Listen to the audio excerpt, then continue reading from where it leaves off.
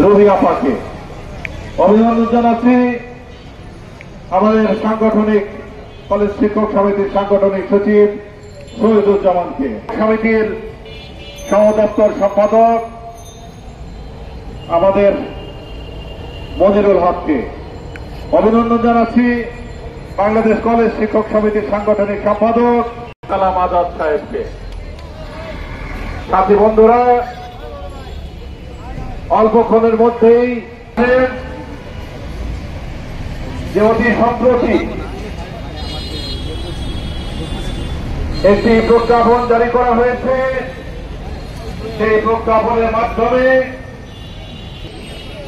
শিক্ষার্থীরা প্রাথমিক বৃত্তি পরীক্ষায় অংশগ্রহণ করতে পারবে।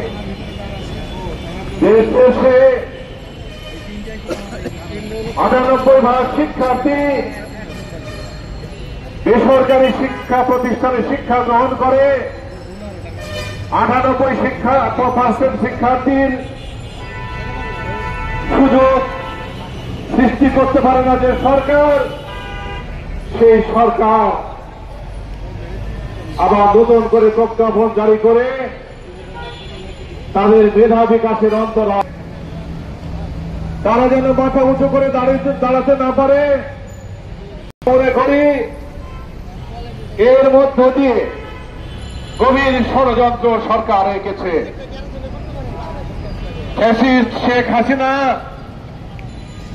যে ধরনের কারিকুলামের মধ্য দিয়ে এদেশের শিক্ষা ব্যবস্থাকে ধ্বংস করার সকল আয়োজন করেছিল, তার অসমাপ্ত কাজ সমাপ্ত করার পরিকল্পনা নিয়ে এই সরকার মাঠে নেমেছে।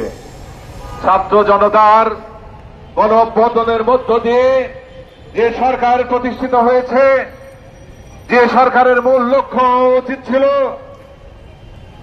বৈষম্য নিরসন করা, যে সরকারের মূল উচিত ছিল শিক্ষাক্ষেত্রের উন্নয়নের জন্য সরকারি বেসরকারি সকল শিক্ষককে সমান সুযোগ দেওয়া, সরকারি বেসরকারি সকল শিক্ষার্থীদের জন্য সমান সুযোগ সৃষ্টি করা, সকলের মেধা বিকাশের জন্য সুযোগ সৃষ্টি করে দেওয়া,